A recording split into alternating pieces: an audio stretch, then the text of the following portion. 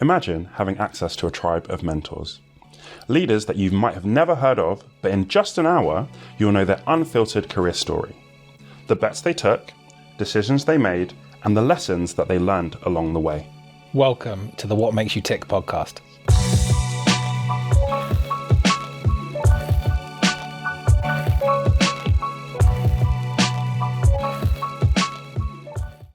Scott, welcome to What Makes You Tick. Thank you so much for joining us today. I am fired up to be with you guys. I'm very, very excited. This is going to be a very fun conversation. I know it already. Absolutely, and we are very excited to have you. And by we, I mean me and Rich. Rich, say hello to everyone. Hello, everyone. It's a pleasure. Do you know what? This is one more, but not just one more, as in like an incidental number, but another world-class Stephen Uman introduction.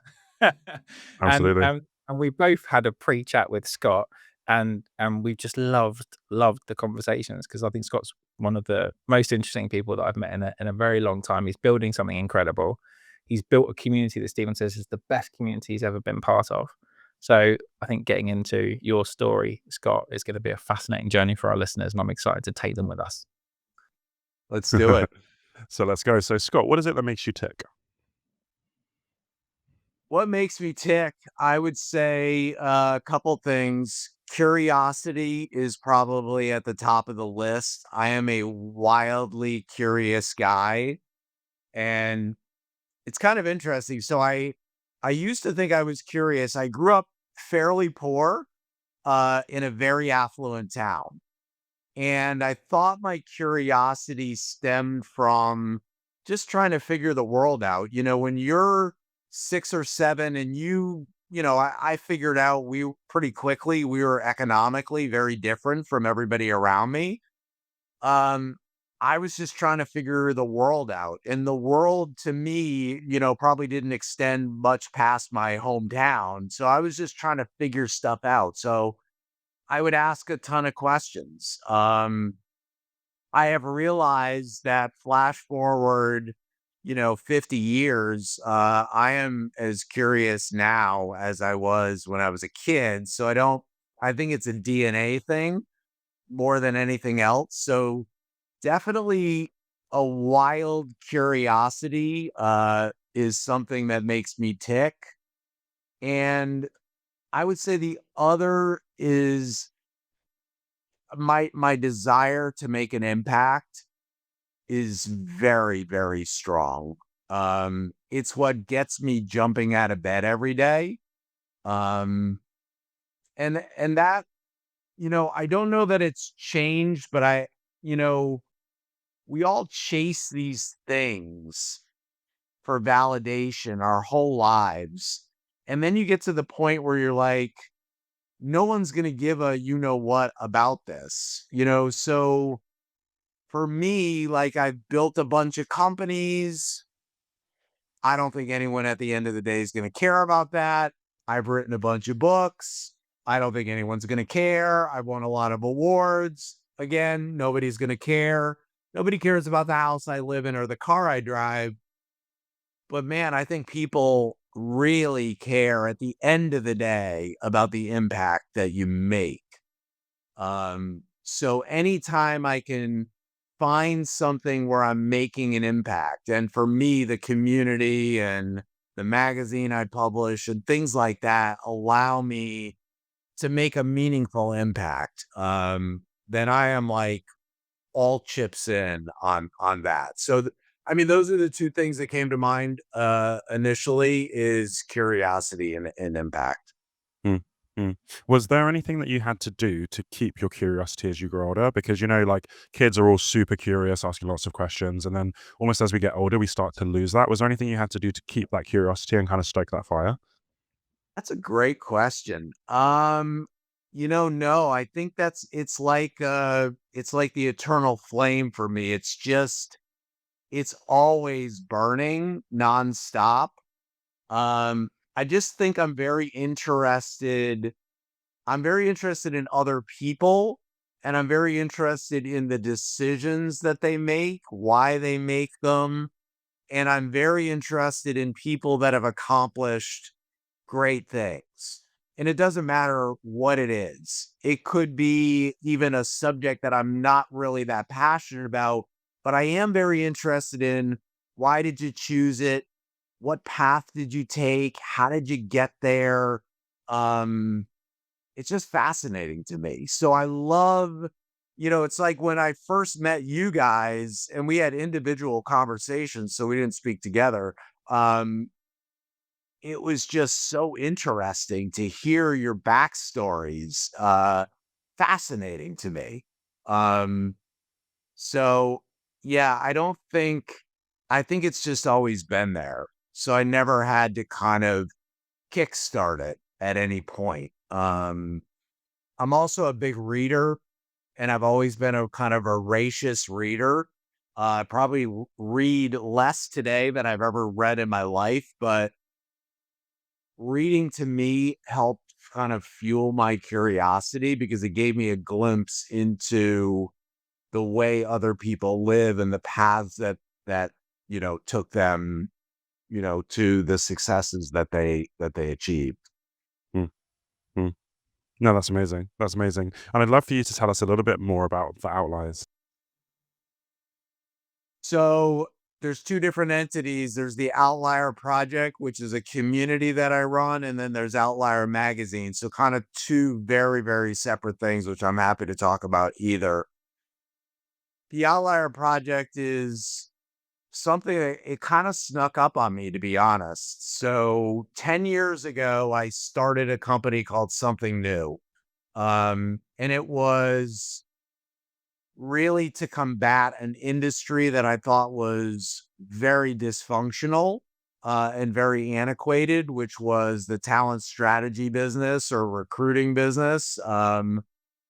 My experience in that industry was not great as a chief revenue officer. And I just thought, boy, this is so important. I think I could build a different mousetrap. And we did. And we were incredibly successful. So 8 consecutive American Business Awards for innovation, the highest net promoter score ever recorded in the industry. And everything was going great. And I was super passionate about it. And then I started this community and I started the Outlier Project for a number of different reasons.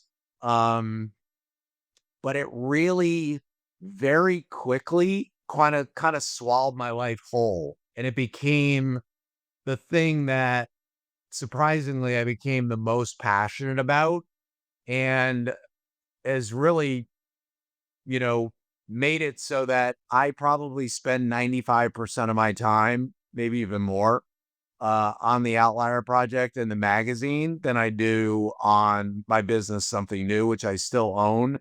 But I think it's the impact piece. I think, we have about 750 members in 35 countries, and I see the tangible impact every single day. I mean, not a day goes by where I don't see quotes on LinkedIn or I don't get, I just got this the other day, which was a card, and I'm just constantly getting that reinforcement that we are dramatically impacting people's lives in a very, very unique way. So I certainly could get into the kind of the mechanics of how the Outlier Project works because it is a very unusual, very, very quirky community by design. But it's the most professional fun that I've ever had in my life. What exactly is it, Scott? So let's say someone's maybe seen your LinkedIn post, they've seen you introducing new members all the time, which every time I log into LinkedIn, I see all these wonderful people from all different types of industries and backgrounds. It's not just, people within Yeah. the industries you've worked in.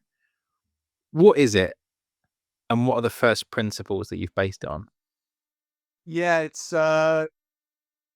I would say lovingly, I would call it the land of the misfit toys. It's for the people who have been told that they're rebels or mavericks or outliers or black sheep or different or weird or whatever. it's the home for all those people. So it has become a very, very eclectic community because, that doesn't relegate you to people that are in a certain industry or have a certain job position. It could be anybody. And that's why it is as eclectic as it is. So we really built it because I knew when I was a kid, I knew I was an outlier. Like I knew very early on, probably 6, 7, 8, 9 years old, I thought, man, I think differently than my peers. And initially, it was probably something that it didn't make me feel great. It made me feel a little bit different, made me feel a little bit weird. Uh, and I didn't necessarily share these thoughts that, hey, I think a little bit differently about the world than everybody else. The interesting thing is, when I applied kind of all that contrarian nature, when I applied it in a business aspect years later after I graduated from college, I was hitting levels of success that my peers were not hitting. And I had to step back and say, like, why? I don't get it. Why is this happening?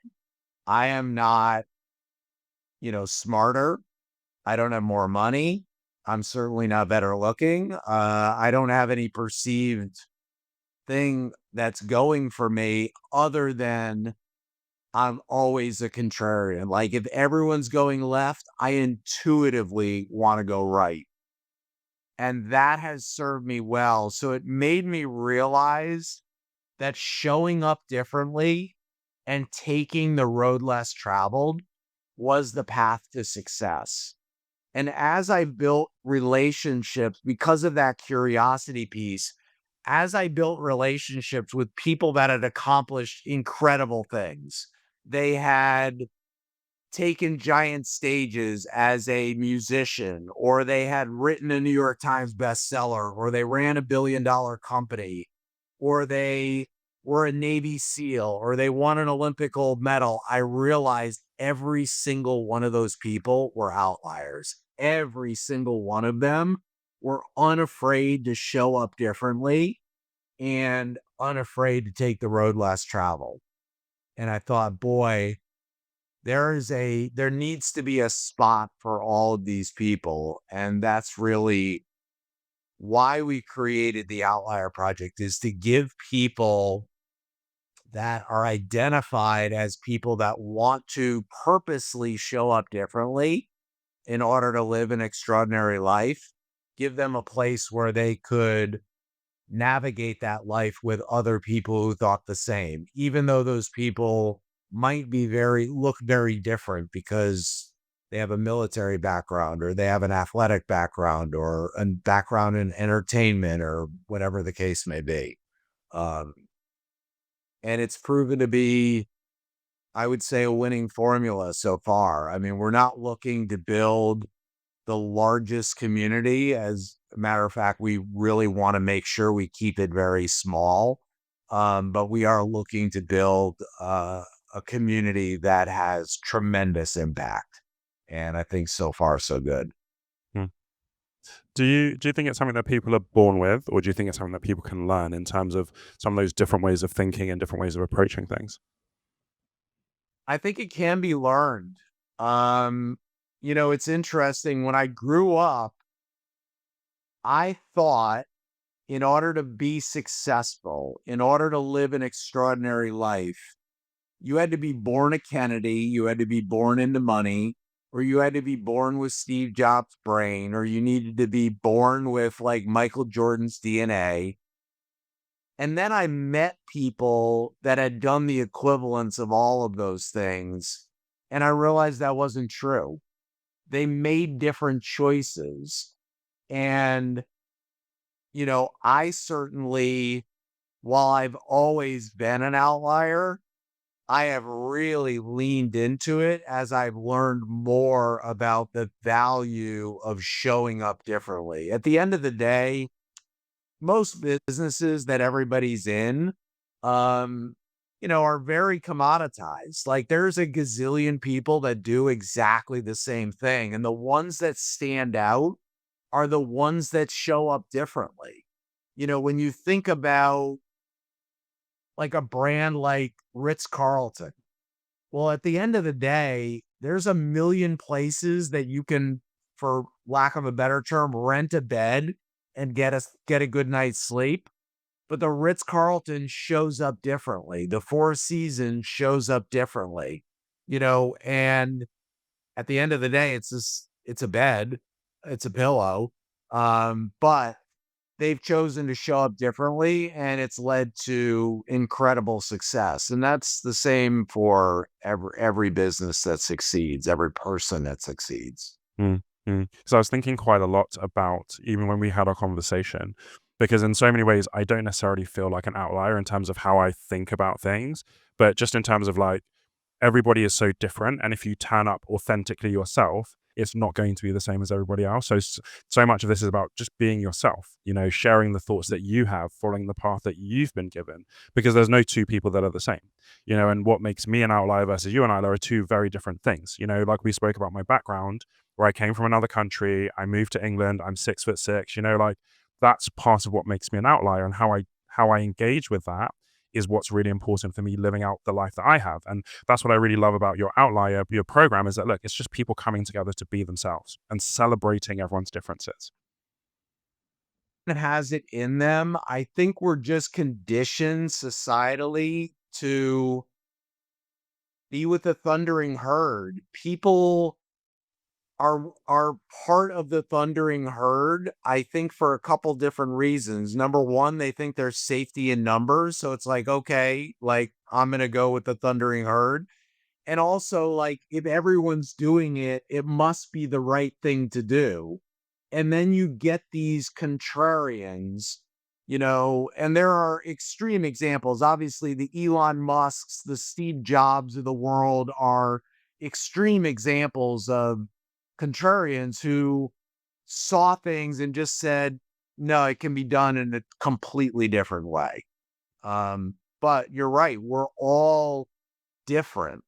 We all have it within us. It's just whether we succumb to kind of that tendency people have to live these very ordinary vanilla lives and kind of sleepwalk through life.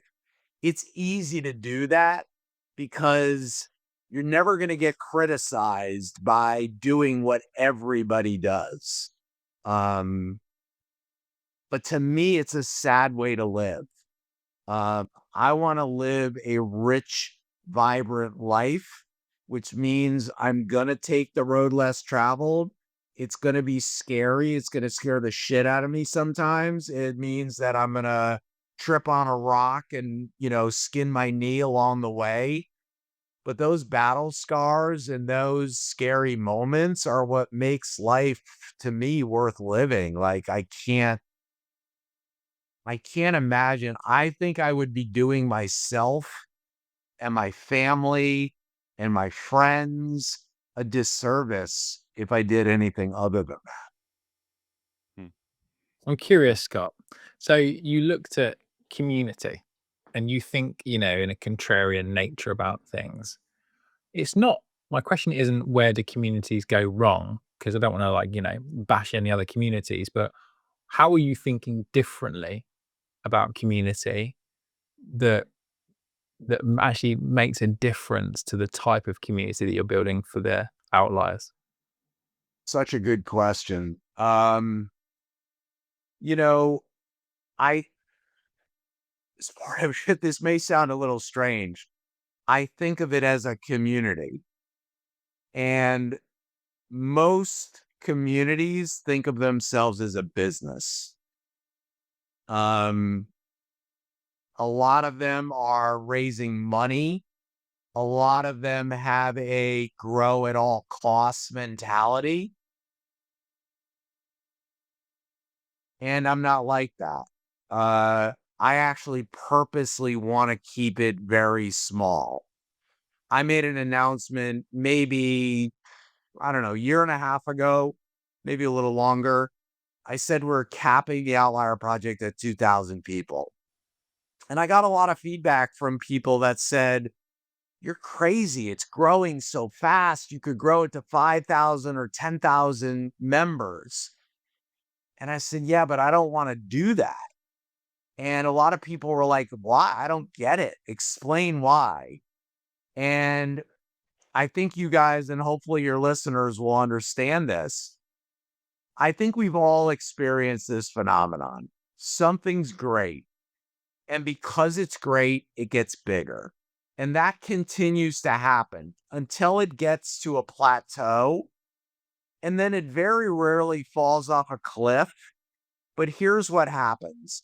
It very slowly becomes a watered down version of what made it great. And when you're in this downward trajectory, you're trading impact for income. You're saying, I'd rather have the income, even though it's not going to have the same impact. To my outlier brain, that makes no sense whatsoever. Why would I want to make more money for a crappier product? I don't want to do that. So I've actually backed off of the 2000 because that was just a made up number. That was my best guess at the time. I think it's probably in the 1,000 something range. I think it's, I don't know if it's 1,200 or 1,400 or 1,500.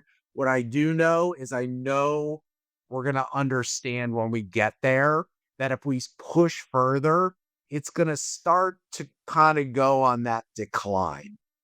And that's super unappetizing to me. So it's like a lot of things in life. It's the mindset, I think, Rich, that we apply that makes the community different. And I think it's also our belief that, like, most communities are designed for a very specific person. They're designed for a CEO, or they're designed for somebody in human resources, or whatever the case may be. We're kind of designed for anybody, any industry, any job title, anywhere in the world, just as long as you embrace what we see as the outlier lifestyle. So I think it's very different. Tell us more about what you see as the outlier lifestyle. It is the outlier lifestyle. It's those people that want to show up differently, want to take the path less traveled, that are insatiably curious, that are passionate about helping and lifting up their fellow man. It's interesting because in a lot of communities, I didn't build this. This just kind of happened, and it's a very fortunate thing that happened. But a lot of people have said over time, the vibe and the culture of the community is so different. And I'm like, I wonder why. And I think this is my conclusion, is that because most communities are built for very, very much the same type of person, there's a lot of kind of competitive rub that's in there. And because the Outlier Project is Navy SEALs and Olympians and best-selling authors and entrepreneurs and CEOs and entertainers and kind of this crazy kaleidoscope of human beings, nobody's competing with each other. They're all trying to help each other live their version of an extraordinary life. So you don't have that same kind of competitive rub. And it's probably one of the reasons why it's so unbelievably collaborative. It's an insanely collaborative community, which I absolutely love that aspect of it. How does that manifest itself? A lot of different ways. There's a lot of spontaneity. So the members, when people say your community, I always push back and I say, let's drop the Y off of that, because it's not my community, it's our community. So it's not my community. The community has created a lot of wonderful things. So we have clubs now within the community. So people have said, hey, we've got a lot of people in here that are really passionate about public speaking, or they're really passionate about podcasting. And so they've started these internal clubs, which have nothing to do with me setting them up. These are passions that people have. We have a lot of entrepreneurs, a ton of entrepreneurs. And the hat that a lot of them are most uncomfortable wearing is the sales and marketing hat. So we just started a business development club within the Outlier Project. That's all member driven. While we put on sponsored meetups all around the world, our community puts on probably 3 or 4 times the amount of in-person meetups, just on their own. So it's very, very spontaneous, and it's really run by the community. My brain's doing this, Scott, with ideas and connections that you're firing in the synapses of my brain. There's a couple of things that you've mentioned I want to come back to. One is you talked about, a lot of communities are built as a business. I think it's true. Most people go, we want a subscription business. How do we get people to come together under the guise of a community? But then we're basically just going to go, our job is to retain you. And we're looking at our CAC and LTV metrics. And you are just another one of our subscribers, right? And I totally feel that that's true. And also that when these communities grow, that they become watered down versions because they're chasing the income over the impact. You could easily use that to describe career, right? It's that we continue to progress in our careers in companies to reach that next level of responsibility, to get that next level of remuneration, and then reach a point where our satisfaction and fulfillment plateaus. Because it's all about, we're just trying to make more money here. And maybe we're just trying to survive, and we're just trying Yeah. to keep what we've got, because we don't, the worst thing in the universe now that we go back, our status, our life has matched the income that we've got. And I'm not saying that people shouldn't be ambitious in that way, but the amount of people that I speak to in their 40s, 50s, sometimes earlier, who go, I just don't like what I do anymore. I Yeah. would love to pivot more than anything, whether it's start a business or actually just go and chase this thing, or maybe I've been riffed 2 or 3 times and I've been made redundant, and I'm just really starting to lose the love and the faith in it, and I'm just questioning why I'm doing it anymore. I hear it all the time, and I try and encourage people, because I pivoted in my life, and it's the best thing I've ever done. And it wasn't easy, and it's blooming hard all the time, but it's the best thing I've ever done. And you try and encourage people, but most people who tell you that they want to go and do it don't ever go and do it, because the golden handcuffs, the shackles of success are so tight that they can't, for whatever reason, I don't know whether it's ego or just they don't have enough examples in their life of people who've done it so they can see it's possible. I'm just wondering, when I'm talking about all of that, how are you relating it to what you're seeing and what you're building? It's such an interesting concept. So many people live on autopilot. Um, People tell me all the time, same thing, like, what are you looking for in a new opportunity? Well, I'm looking for, upward mobility, career growth. And I think 9 times out of 10, it's just a knee jerk reaction, because when I ask why, uh, I don't know, that's just like climbing the corporate ladder. Isn't that what you're supposed to do?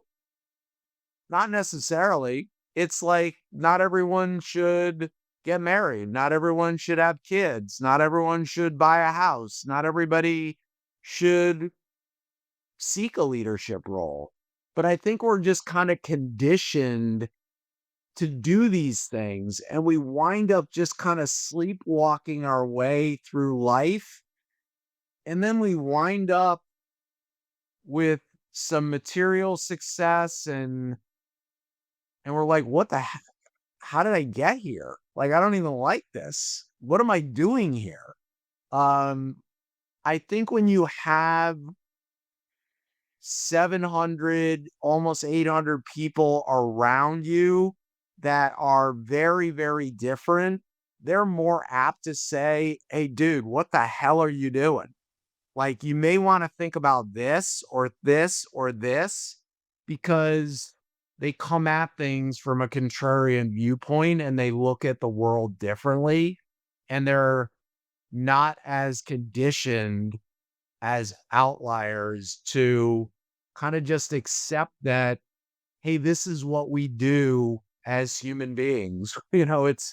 Um, it's interesting. My wife and I are having this discussion now about, like, I don't want to die with a whole bunch of money in the bank. Like, I want to basically burn as much as I possibly can. I don't want to work my whole life to just die with a huge bank account. Like, I want to have fun. And, we're so conditioned to do these things without giving it really a lot of thought. Like, is this bringing me joy? Is this really what I want to do? And I'm a guy, this concept, I think about this all the time. I believe in living into the answers. And what that means is that I'm not married necessarily to an outcome. I'm married more to a direction that I'm moving in. And as I move forward into kind of uncharted territory, I gain more data points, and that informs my next decision. But it may mean that I'm going to go left, or it may mean I'm going to go right, or it may mean I'm going to stop, or it may mean I'm going to push forward. I just believe, like, we should all live into the answers. So many people try to figure everything out. And because of that, sometimes it means they never get anywhere because they never start, because it seems so daunting. And it seems like, especially as an entrepreneur, like, oh, I have to have it all figured out. No, you don't. Like, you have to have an idea, take the first step. You're going to gain more data points. Based on those data points, you're going to decide, stop, move forward, go left, go right. And so I've just done that my whole life. I've kind of lived into the answers, and it served me really well, because I don't get really attached to certain things that I see other people get really, really attached to. Does that make sense? Perfect sense. Yeah. I'm wondering where that came from. So is it always how you thought, or did you have to learn that through, something that happened that really made you realize this whole life's the journey type thing, but you've got your own version, which I much prefer, is actually what it's I really all think about? it's such a good question. Um, I think it's my anxiety. So I have a fair amount of anxiety since I was a kid. I don't know, was it my economic circumstances? Is it, like, I don't know what it is. Um, and I think I had a moment where it, when my anxiety raises when I feel stuck, when I feel like I don't have options. And so I started doing something, I guess, fairly unconventional, a long, long time ago. I'm talking 30 years ago. I said, no matter what I'm doing, I am only committed to it for a year. And after a year, so I sign a mental 1-year contract with myself, because I think you can't be straddling the fence. Like, you got to be all in. But I think for me, being all in for like the rest of my life, that causes tremendous anxiety for me. So I'm like, why would I do that?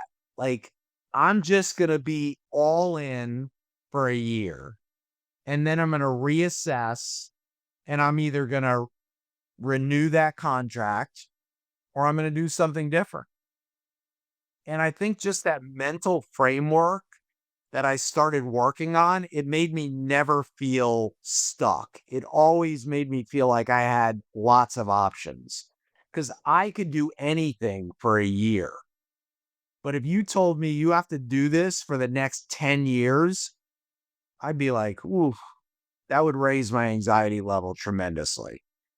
So, yeah, I just started doing that to kind of combat this kind of anxious nature that I have. And that little practice has served me really well. What's the last And it thing? also allows me to never get super married Yeah. to one thing. What's the most recent example of a thing that you've just done a 1 year mental contract on?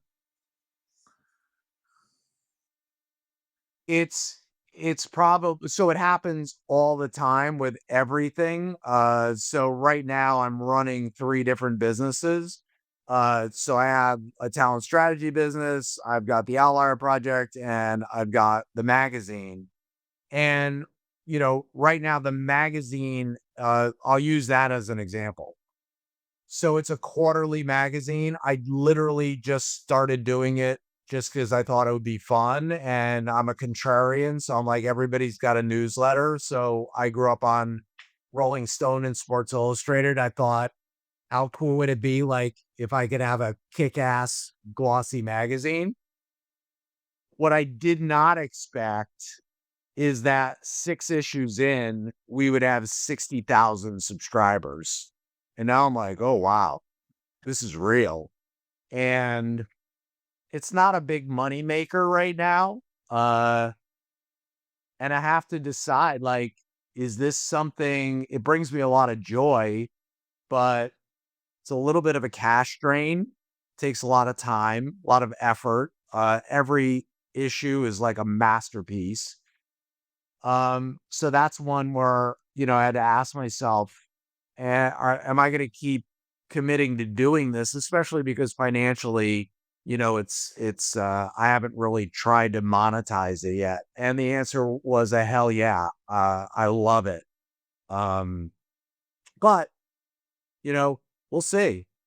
So, we'll get another 4 issues, and I'll reevaluate. But I do that with everything.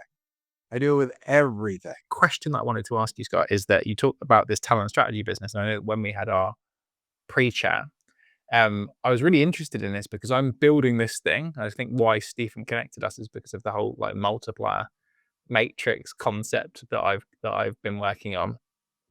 And you spoke about things that you've built in terms of tools that have helped. You've also spoke about having this business for 10 years that you were all in. Now you've got 3 different things that you're working on. I don't know how your brain copes, but what would be great, I just love to understand that side, because I think a lot of the people who are listening to our podcast are responsible for building teams.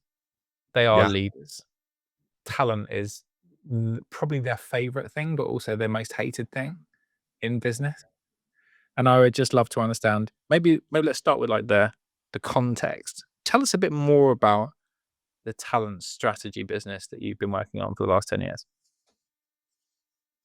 So I was a chief revenue officer. I had left a Fortune 500 company when I was 29. I got called by a recruiter and they said, there's a startup that's looking for a chief revenue officer. So I'm like, I'm 29. I'm like, chief revenue officer, man, that sounds phenomenal.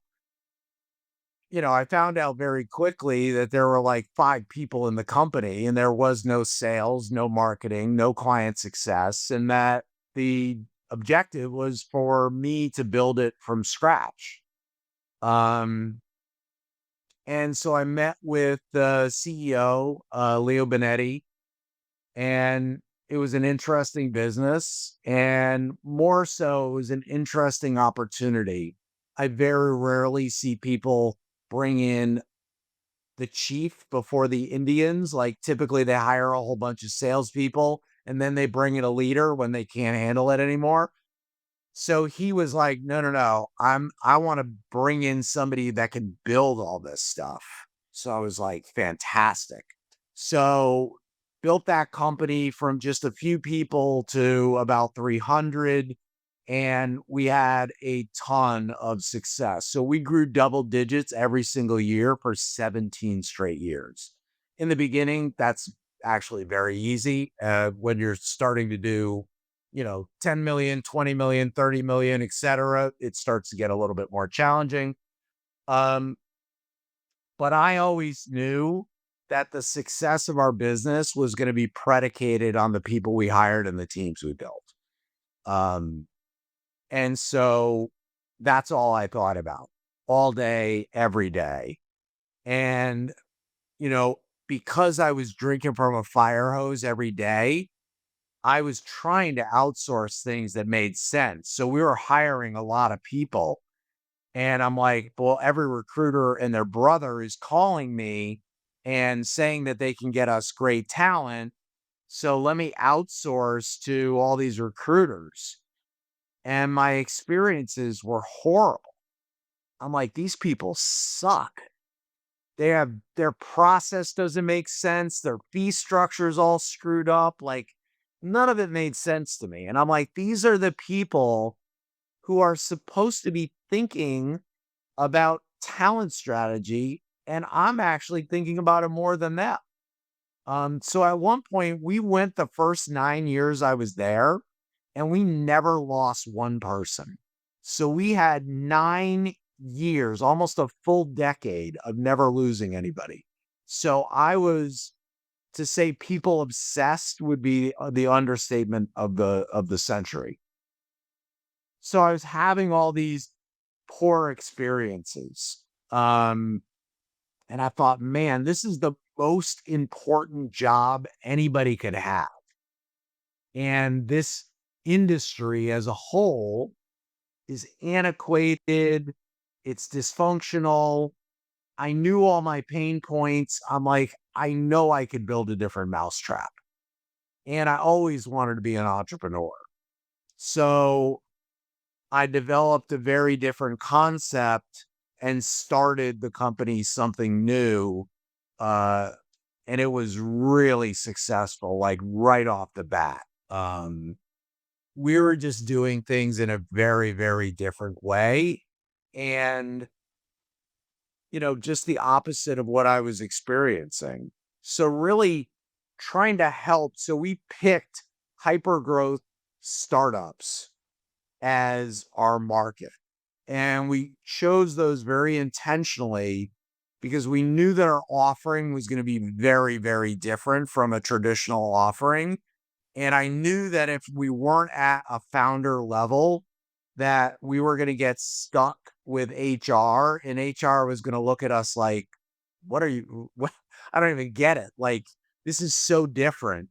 And I just didn't want to be there. And I knew that founders would get it, and they did. So when I would describe how we would do things, founders immediately were like, I get it, and I understand why that makes sense. And that contributed to a lot of our success. But, we just implemented systems that were different. Everything from our fee structure to the way that we found candidates to the way that we evaluated candidates was very different from anything that I had ever experienced. And it turned, the proof in the pudding is it's great to win the innovation awards, but the net promoter score being the highest ever recorded to me is our clients saying we were actually doing a phenomenal job. So we wound up with a 94.6 net promoter score in an industry that averaged 28%. And so that's probably something I'm most proud of because that's our customers saying that all of what we were saying was innovative and what we were getting recognized for that was innovative was actually having a positive impact on their business. I just wonder, and you've talked about your net promoter score, so it's like validation from people externally to you that what you were doing was different. What was the difference that made the difference in how you operated? Getting people that don't think about talent all that often to really, really focus on it. So if I pump truth serum into every founder I've ever spoken to, and they had to tell me the truth is that they spend very little of their time intentionally thinking about their talent strategy. And I know that because I would typically ask the founders that we were going to work with, I would ask them pretty basic, simple questions. What's your biggest expense? Guess what the answer was 100% of the time? Labor. So I'm like, okay, so we've established that labor, aka people, is your biggest expense. Every company we ever worked with always wanted to get to a next level. I would say, I understand you want to get to a next level. And sometimes that's a milestone event. Sometimes it's an exit. There's different next levels for everybody. But I would say, what do you think you need to do? What's the primary thing you need to do to get to that next level?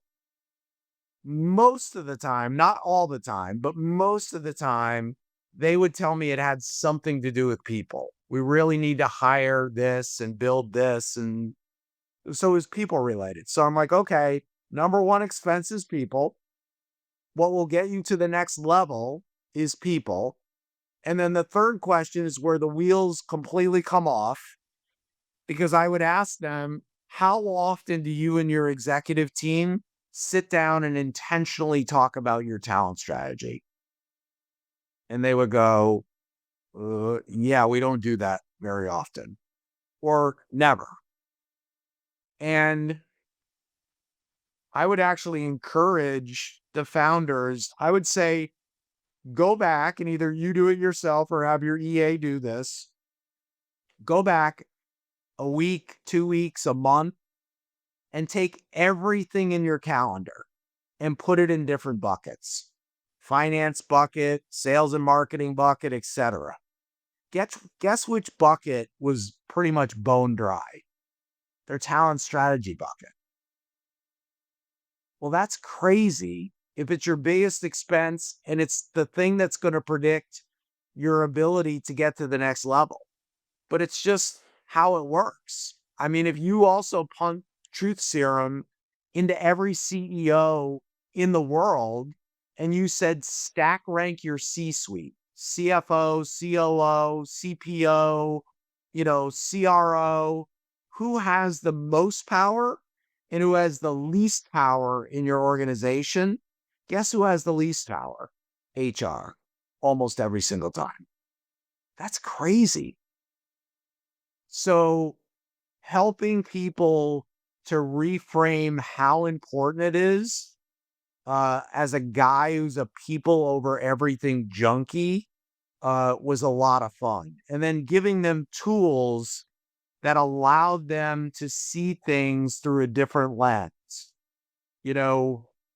Getting them to understand that the majority of the people that they had interviewing people were wildly unqualified to do it. It's like breaking your arm and just walking up to somebody randomly and getting a diagnosis of what to do with your arm. Like, you would never do that. But people are like, yeah, our job candidates are going to interview with Sally and Bobby and Susie and whatever. Well, are Sally, Bobby, and Susie even qualified to evaluate a candidate? Probably not. And if they do, they probably evaluate them on totally different criteria. So if you evaluate people on different criteria, you are bound to make shitty decisions. So we're like, you can't do it that way. Like, you can't have 5 stakeholders in the process that all have different ideas of what a great candidate looks like. That sounds like a recipe for disaster, but that's how everybody hires people.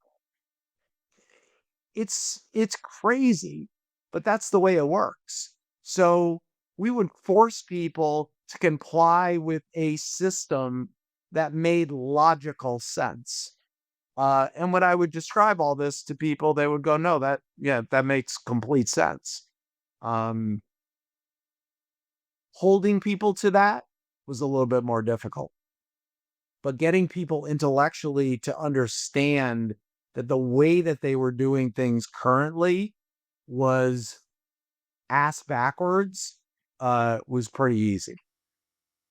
I'm curious because I researched this as part of the multiplier scorecard that I've been working on.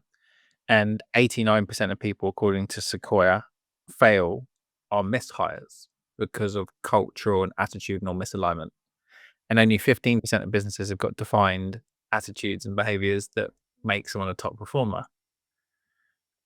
When you were coaching businesses to think differently about their talent strategy, how much of it was about reframing them from classic criteria like, industry experience towards different criteria that really made the difference as to whether someone was going to be a great hire? Huge. Almost everyone evaluates people based on bad criteria. And typically it's things that are very visible. What industry did you work in? How many years did you work in that industry? Where did you go to school? All these things that are irrelevant, but they're easy to see. Like I can look at a resume, I can look at a LinkedIn profile, and I can see the tangible evidence of whether that's a yes, a no, or whatever. When the reality is things like work ethic, discipline, resiliency are really core components of a great employee. But how do you see work ethic, discipline, and resiliency on a LinkedIn profile or a resume? It doesn't jump out. So that's why people don't evaluate the most important stuff, because it's not obvious. And human beings are insanely lazy. So they take the stuff that's easy to see and they go, that's what I'm going to measure, when it has nothing to do with making a good hiring decision. So, what you're working on is clearly going to help people, because it's going to help them evaluate people based on criteria that's really important. Yeah, it's interesting because it's like you've said, it clicks for people when you have the conversation because they get it and they realize that their mishires were always missing some kind of attitudinal and behavioral thing, always, right? Which caused a cultural problem. And you mentioned earlier about you've built a very collaborative culture. And I think that culture it's not like we have a culture, we're trying to add to it, and you have to fit in our culture. It has levels, culture. And I think the top level is collaborative. And it's like we say, when people, without you asking, are producing things, they're working together to achieve things. It's like this. We are literally, our values and beliefs as a group of people is that we're here for this higher thing, this higher purpose that we're all part of, and we're going to work together to make that thing come true. But a lot of businesses don't have that. A lot of businesses have built a culture where it's cooperative. And it's like, I always think about the police example, like, do you cooperate, And it's like, we cooperate to avoid being in trouble. And if you ask us to do it, we will cooperate. Like, we're not bad people, but you have to force it. And founders get really frustrated that they've got people in teams who don't work together unless they force it to happen, that don't come together unless they encourage an offsite, that don't work on strategy around talent or marketing or sales or competition or account planning or anything unless they go and force it inside the business. But there's a level even below that for me, which is compliant. And it's just like, we literally do it to avoid being in trouble. And the amount of businesses I've seen where they've brought in leaders who have become dividers, and they're not aligned to the business anymore. They don't really believe in the vision and the mission of the values of the business. They've created an island with politics where, it's like, we're doing well. So, our people are good, but the rest of the business is a bit of an enemy and they're really horrible to work with. in those businesses, it's not like you're having to just go and just pull apart fights all the time. It's not actually conflicted, which is the worst case scenario you could possibly have. But people are only doing it just to avoid being in trouble. And that will make any business, no matter how good your product is, come to a grinding halt, because they're just not going to even think about working together, because actually they go, our job is to look good in this business and to not be in trouble. And you get a lot of people who've been in businesses for years, like retention as a KPI for a lot of HR Yeah. organizations. And you ask, what's the secret to being successful? Don't put your head too high above the parapet. Don't take on too much stuff and you'll kind of get away with it. And if you look at like these massive examples of huge businesses like BT and IBM and all those sorts of things, they're full of people that have been there for years and years and years, but they've stuck in a certain level. And I just wonder, when I'm talking about all this stuff, Yeah. what's it triggering in your brain? Yeah. So I think companies have got culture all screwed up. Culture is so important. But when I would ask founders, describe your culture to me, when they would talk about, Taco Tuesday and, kegerators and this and that, like, to me, I call it cultural Febreze. So it's just spraying a scent on the stink. That's not culture. Those are just things. Okay, you have a ping pong table and a foosball table and you have Taco Tuesday and all this stuff. Meanwhile, all your employees hate working there. They're miserable because that's all surface level bullshit. That's not what culture is. So when somebody identifies that with culture, I'm like, oh man, they don't get it. They don't get that people want to be heard and seen and recognized and developed and all of these things that are truly make up a great culture. Um, so I think people don't even understand it. I think also one thing that I've recognized is that most people think they have a good culture when their culture is horrific. Um, they just have no idea. They think they have a decent culture. Um, it's like a lot of people tell me I'm a great relationship builder. And if I ask them, well, if let's say I'm on a first time call with somebody, well, 99.9% of the time, I know way more about that person than they know about me. And when that person says I'm a great relationship builder, like if I said, you know, tell me a little bit about me, like tell me a little bit about my background, they'd be like, I don't know nothing. Because they're lazy, they didn't do any homework, and they don't know.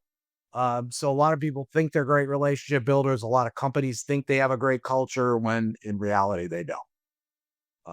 So I think giving them tools that allow them to assess all of these things and actually having these, I would say, rather courageous conversations. We oftentimes, at least what I saw, is the recruiting industry let the tail wag the dog. So I could say, I'm looking for like a purple unicorn that can ballet dance and do this and that. They'd be like, okay, yeah, okay. Instead of pushing back and saying like, Scott, why do you need that? Why is that important? Or dude, that's impossible to find. And so, I mean, we just spent the majority of our time at something new pushing back at these things that people would say that they want or need. And I think they received it well because they knew in 5 minutes that we knew more about talent strategy than they would ever know in their life. Because it's our whole life. Like that's all that we do. Um So I think, people tended to be pretty receptive to that stuff.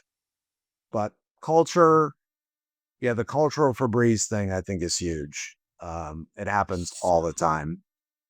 And if you want to steal that and make t-shirts out of it, I'm waiting for somebody to take that and do something with it. So I think the bit that I wanted to understand a bit more about was you've had a really great career in sales. What were some of the things that you did from your contrarian point of view that made you really successful as a salesperson? Because a lot of the people, because even with what you said with your community, lots of people that have their own businesses struggle with the sales and marketing side of things. So actually, what are some of the things that you did as a salesperson in that contrarian mindset that made you really, really successful at sales? I viewed it always as a conversation. I never viewed it as like pitching. Um, I always thought that sales was a noble profession, so my mindset was different. Like I think a lot of people think like, "Ooh, sales, like gross." I think sales is a phenomenal profession. So I think mindset's a piece of it. I also am extremely honest, like to a fault. So I would actually go out of my way to tell people some of the issues that they will probably have. Um, and I think it's so different. It goes back to being an outlier. Like it's so I wanted to show up differently. I wanted to talk about negative stuff about my company, my product, my service. People are like, who is this guy? Like nobody does that. So there's a ton of stuff that I would do around that. Even in the recruiting world, one of the questions that we would ask our clients is tell me an area that you're not doing a great job in and what you're doing to improve it. Cause I'm going to talk to the candidate about that. And they would be like, oh, no, I don't want you to talk to the candidate about like, and I said, no, no, no. You think that that's going to be a repellent? It's actually the complete opposite. It's going to be an attractant. And they'd say, why? Because nobody does it. Everyone talks about their company like it's Disneyland, like it's Nirvana. And that's bullshit. Like, that's not true. There's always something that you could do a better job. So I would always say to a candidate, or my team would say to a candidate, hey, here's an area that they're not doing a really great job in today. And here's what they're doing to address it. And I think that level of candor, uh, it just, it builds such high trust. I tell people all the time with the Outlier Project, like when I'm on calls, I'll tell you, like, these are the reasons why you might not want to join because this is the reality of what it is. So if you're not looking for that, it's not your solution. Um, yeah, just never trying to make things happen, um, in a forceful way. It just led to tons of success. Um, and I think people overcomplicate stuff like tremendously. Like they so overcomplicate things. It's like if I can get you to know me, like me, and trust me, my chances of getting that deal is pretty high. And so that's just something I would always try to do. Like, how do I get them to know me, like me, and trust me? Vulnerability and transparency is a good start. Mm, mm. With what you're seeing in the sales landscape at the moment, things are changing all the time so fast. How would you approach sales differently if you were selling today? I do sell today. I mean, you've got to be a human. Like, too much reliance on tech stack, too much reliance on these crazy email sequences that just don't work, or AI where it's like, dude, I know you didn't write that. Like, it might really be good, but I know you didn't write it. So you lost a lot of credibility because I know it didn't come from you. Um, at the end of the day, like it's just human to human. It's not that complicated. And I think we overcomplicate, like, especially in sales, like there's a tsunami of technology that we have put out there. Um, that some of it makes sense, some of it doesn't. Also, like when I was a CRO, I totally reject the SDR kind of structure, organizational structure. It's like, why would you hire the least experienced person in the world to do the hardest thing you could possibly imagine? Like that seems dumb to me. But everyone seems to think like that's a great idea. Let's hire a kid out of college to try to talk to a CFO or a CIO, uh, and convince them, to meet. I don't know. It doesn't make any sense to me. I love this one. Let's talk about that. So I've not heard people sort of describing it that way. No, me I neither. started life as an SDR. I started life as an SDR, um, and it was a role that a lot of people hated. They couldn't handle it, right? And we were really good at recruiting, like really good. And we hired on behaviors, and we had a 90% success rate. But the amount of people I've seen fail in that role is astronomically high, and it's got harder and harder. And like you say, all these tools have created such AI slop and fluff everywhere that like it's almost impossible for people to get through inboxes nowadays, right? You have to get through referrals and partnerships and or be working in a business that people actually want to talk to you about, or just be very personable and really, really good. So, and I've also heard Brendan Holloway describing a lot of businesses have this thing called the 300K SDR, which is you're hiring in very expensive salespeople and then saying you've got no pipeline, you've got to go and build it. So where's your mind on what is actually the best strategy if it's not junior salespeople learning their trade, and you don't want to have Rolls Royce salespeople doing too much of the process, so they're not able to go and close and work on the business that they should be working on? Where do you see the right mix? So have great customer success people that can take all non-sales related things off of their plate. But I am a believer in the $300,000. So I had a very large national account manager team that they did all their own prospecting, but they were supported in a marketing standpoint. we we did some crazy stuff. Like I just believe in showing up differently. So our marketing, we called it dimensional marketing. And I think we're the only people I've ever heard that that did this. But we did it for 17 years and it worked pretty well. Our marketing was to send physical things to our potential clients. So we knew that CIOs and CFOs at Fortune 1000 companies, those were our targets. And we would send them dimensionals.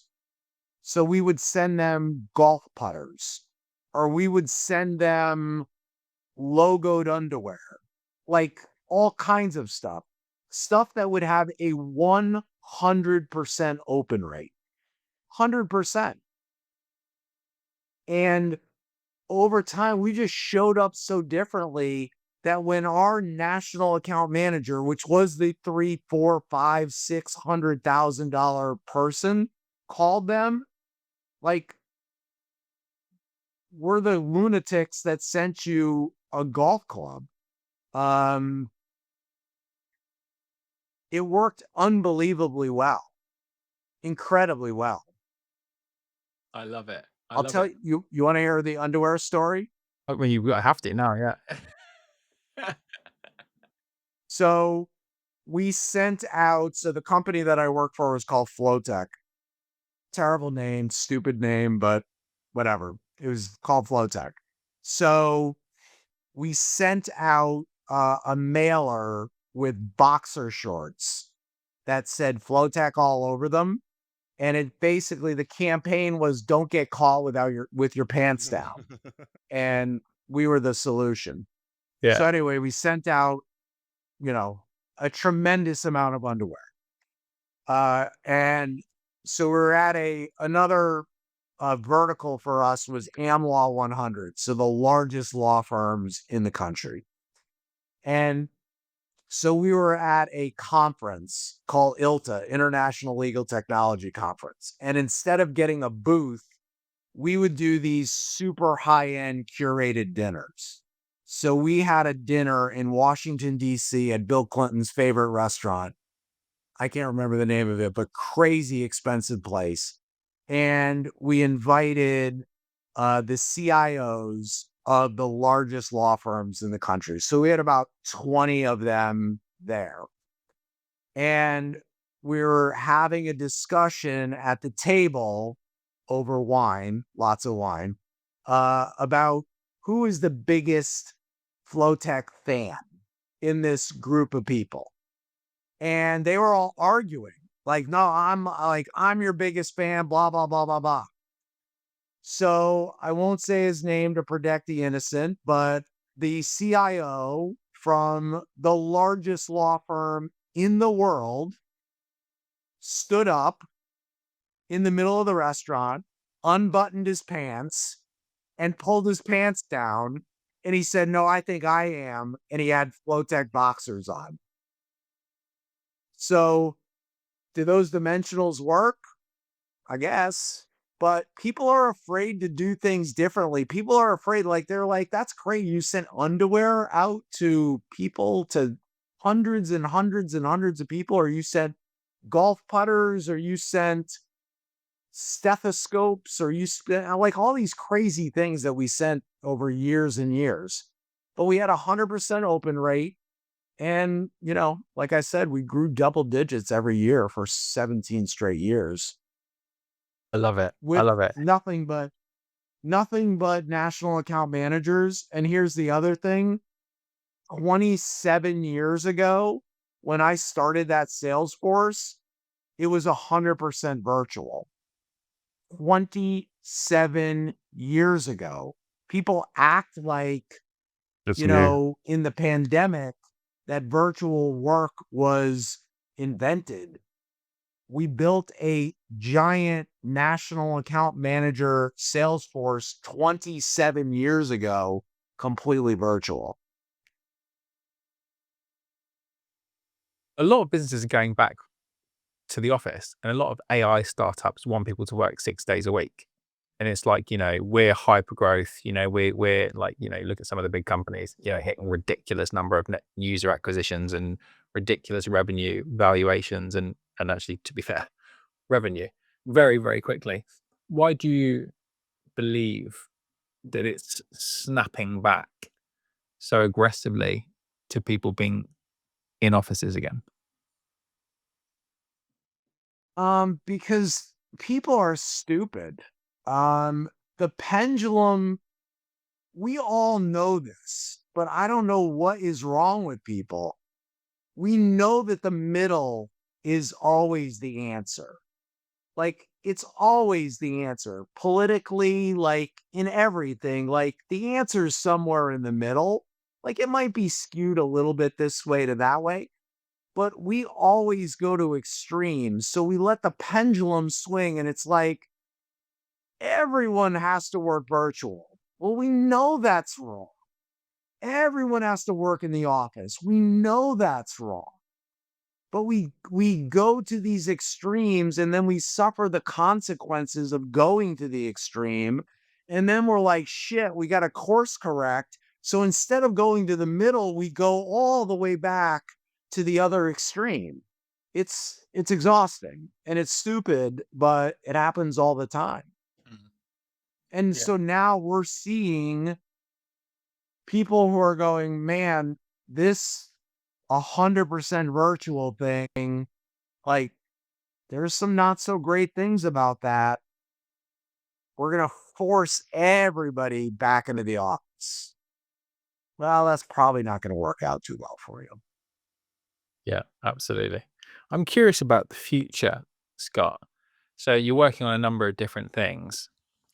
What are you most excited about in what you're trying to bring to the world right now? I mean, I'm definitely all chips in on the Outlier project. I mean, I would love to say differently, but it's the most fun I've ever had in my entire life because of the impact we're able to make. I mean, we're literally changing people's lives. And so I think with the Outlier project, we are just really innovating at a very high level, and we're always coming up with new stuff. So I'm always excited about, like, our pipeline of new stuff is far greater than our ability to actually execute on it. So I'm excited about all of that stuff. Because it's fun, it's different. It's like people are like right now, this is just a tiny example, but I thought, there's certain, like my Amex Platinum card, like I wouldn't cancel that because it says right on it, I've been a member since like whatever. And it's made of metal and it's kind of cool. And I'm like, man, we should create metal membership cards for our members. And then we're going to take it a step further. We're going to put a dynamic QR code on it so that they can go and they can get content that is only for them. They get offers that are only for them, and it changes all the time. So you always want to have your membership card because it's like an Easter egg. You're going to, there's going to be something new, and it's going to be this really cool piece of content that no one else in the world is going to see, only our members. So sorry, I'm reaching here, but these dynamic membership cards, it's not, I mean, we didn't split the atom here. We didn't like invent fire, but I don't know. Is anybody else doing that? I don't think so.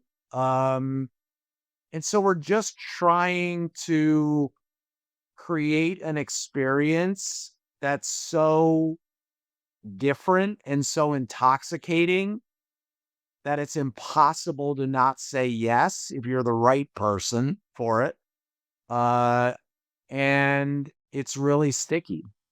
So, Scott, our closing tradition is TickFire questions. So, really like quick answers. Are you ready to do that? No. What's the best advice you've ever been given? Be yourself. Fair. What do you think is the difference between a good leader and a great leader? Someone who focuses solely on their people. Okay. When you're hiring for people, what are the top 3 things that you're looking for? Work ethic, discipline, and resiliency. Okay. What is it that you're most excited about in the next 12 months? I get excited about a lot of stuff. Our next new member is like exciting to me. Every person. Yeah. So whoever joins next, like that's what I'm most excited about. Mm. Mm. When all is said and done, what do you want the impact from Outliers to be?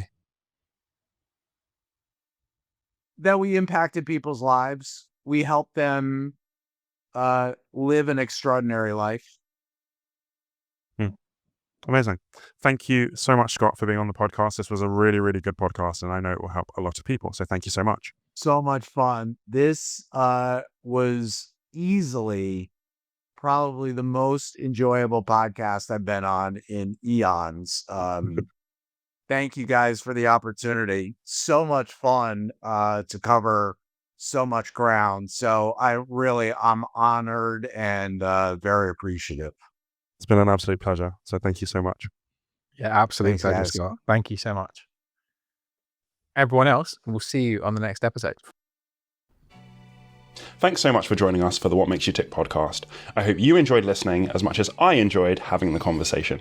Yeah, there's so much value in hearing other people's career stories. And if you're someone focused on growing in your own career, check out our Growth Magnet newsletter on LinkedIn.